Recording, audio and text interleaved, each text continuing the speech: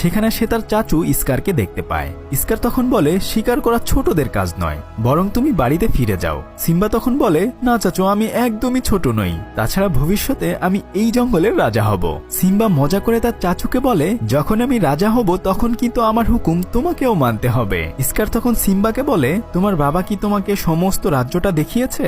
Simba বলে, হ্যাঁ, তবে ওই দূরের পাহাড়ের ছায়ার দিকে যেতে বারণ করেছে। ইস্কার তখন বলে, হ্যাঁ, ওখানে বাচ্চারা যেতে পারে না, ওখানে হাতিদের কঙ্কালের পাহাড় রয়েছে, তুমি তো এখনো খুবই ছোট, তাই তুমিও সেখানে যেতে পারবে না। এসব কিছু বলে সিম্বাকে উস্কে দেয় ওই জায়গায় যাওয়ার জন্য। বুঝতেই পারছেন, বাচ্চাদেরকে যখন আপনি কোথাও যেতে বারণ করবেন, দেখবেন ওইখানেই ওরা বেশি বেশি করে যাচ্ছে। যাই হোক, চাচু ইস্কারের কথায় তার ভেতরে একটা জিদ চেপে বসে। সে মনে মনে চিন্তা করে, যেভাবেই হোক আমি ওখানে যাবই। ওখান থেকে এসে সে তার বান্ধবী নালাকে বলে, চলো আমরা সামনের দিঘি থেকে ঘুরে আসি। তখন সিম্বার মা বলে, আচ্ছা তোমরা ঠিক ওই দিঘি পর্যন্তই যাবে কেমন, আর তোমাদের সাথে জাজু যাবে। তখন আস্তে আস্তে তারা আগাতে থাকে। নালা সিম্বাকে জিজ্ঞেস করে, তুমি আমাকে কোথায় নিয়ে যাচ্ছ বলো তো? সিম্বা বলে, আমরা ওই পাহাড়ের ছায়ার কাছে যাব, ওখানে নাকি হাতিদের কবরস্থান রয়েছে। নালা বলে, ওখানে যাওয়া কি আমাদের উচিত হবে? সিম্বা বলে, এত ভয় পাচ্ছ কেন তুমি? আমি তো তোমাকে অনেক জায়গায় ঘুরিয়েছি, তাই না? চলো আমার সাথে, তবে আমাদেরকে অবশ্যই জাজুর চোখ ফাঁকি দিয়ে যেতে হবে। তখনই জাজু তাদের সামনে চলে আসে। এসে সে জিজ্ঞেস করে, কি ভবিষ্যৎ রাজা রানী, কোথায় যাচ্ছ তোমরা? তখনই তারা দুজনে লজ্জায় বলে ওঠে, আমরা বিয়ে করুম না, আমরা তো ভালো বন্ধু। তারপর তারা জাজুর চোখ ফাঁকি দেওয়ার জন্য এদিক সেদিক দৌড়াতে থাকে।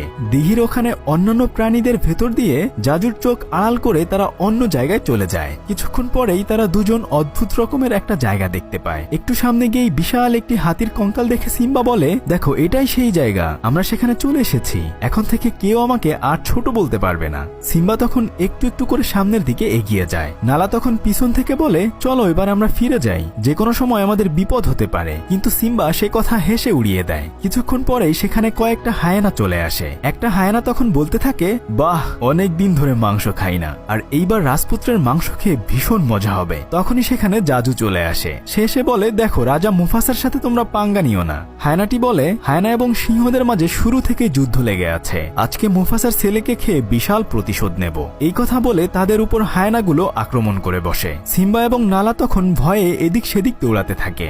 এক পর্যায়ে সমস্ত হায়নাগুলো তাদেরকে ঘিরে ফেলে। তবে কিছুক্ষণ পরেই সেখানে রাজা মুফাসা চলে আসে। সেখান থেকে সে নিজের ছেলেকে বাঁচিয়ে হায়নাদেরকে বলে, ভুলেও কোনোদিন আমাদের দিকে চোখ তুলে তাকাবি না। এই বলে সে চলে আসে। রাগে সে তখন সিম্বার সাথে কোনো কথা বলে না, কেননা সিম্বাকে বারণ করার পরেও সে এখানে এসেছে। সে জাজুকে বলে, তুমি নালাকে নিয়ে রাজ্যে চলে যাও, সিম্বার সাথে আমার কিছু কথা আছে। রাজা মুফাসা তখন সিম্বাকে বলে, তুমি জেনে শুনে আমার আদেশ অমান্য করেছ, শুধু তাই নয়, তুমি নালাকেও বিপদে ফেলেছ। সিম্বা তখন বলে, বাবা, আমি আমার যোগ্যতা প্রমাণ করতে চেয়েছিলাম, আমার মনে হচ্ছিল আমি যদি ওখানে একা একা যেতে পারি তাহলে তুমি আমাকে অনেক সাহসী মনে করবে। তখন রাজা মুফাসা বলে, একজন রাজা কখনোই কাউকে বিপদে ফেলে না, তবে আজকে আমি অনেক ভয় পেয়ে গিয়েছিলাম যদি তোমার কিছু হয়ে যেত। সিম্বা তখন নিজের ভুল বুঝতে পারে। মুফাসা সিম্বাকে বলে, ওই আকাশের তারাগুলো দেখছো, ওখান থেকে আগের সমস্ত রাজারা আমাদেরকে দেখছে, যদি কখনো কোনো বিপদে পড়ো তারা তোমাকে সঠিক পথ দেখাবে। এভাবে বাপ বেটা তখন অনেক গল্প করে। ওদিকে হায়ানারা একে অপরকে বলতে থাকে, রাজা মুফাসা আসলেই অনেক সাহসী। তখন আরেকটি হায়ানা বলে, রাজা মুফাসাকে একদিন উচিত শিক্ষা দিতে হবে। ঠিক তখনই ওখানে একটি সিংহ চলে আসে। হায়ানাগুলো ভাবে হয়তো রাজা মুফাসা চলে এসেছে, কিন্তু তারা দেখে এটা মুফাসা নয়, বরং মুফাসার ভাই ইস্কার সেখানে এসেছে। সে এসে হায়ানাদেরকে বলে, আজকে তোমাদের জন্য কচি দুটো বাচ্চা পাঠিয়েছিলাম, আর তোমরা সেটা স্বীকার করতে পারলে না। তখন একটা হায়ানা বলে, মুফাসার জন্য আমরা সেটা করতে পারিনি। ইস্কার তখন বলে, আমি তোমাদেরকে আরো অনেক বেশি শিকার করার ব্যবস্থা করে দেব। তখন হায়ানাটি বলে, যতদিন রাজা মুফাসা বেঁচে রয়েছে ততদিন আমরা কখনোই যাকে খুশি তাকে শিকার করতে পারবো না। ইস্কার তখন বলে, তাহলে আমরা রাজা মুফাসাকে মেরে ফেলবো। এটা শুনে সবাই অবাক হয়ে যায়। এরপর মুফাসার ভাই ইস্কার রাজা হওয়ার লোভে হায়ানাদের সাথে রাজা মুফাসাকে হত্যা করার ষড়যন্ত্র করে। পরদিন সকালবেলা রাজা মুফাসা সিম্বাকে নিয়ে পাহাড়ের কাছে যায়। তার বাবা তাকে বলে, তুমি এখানে কিভাবে সিংহরা অনেক জোরে হুঙ্কার দেয় এটার প্র্যাকটিস করতে থাকো। এরপর সিম্বা একা একা বড় সিংহদের মতো গর্জন দিতে চেষ্টা করে। তবে কিছুক্ষণ পরে কিছু বন্য মহিষের দল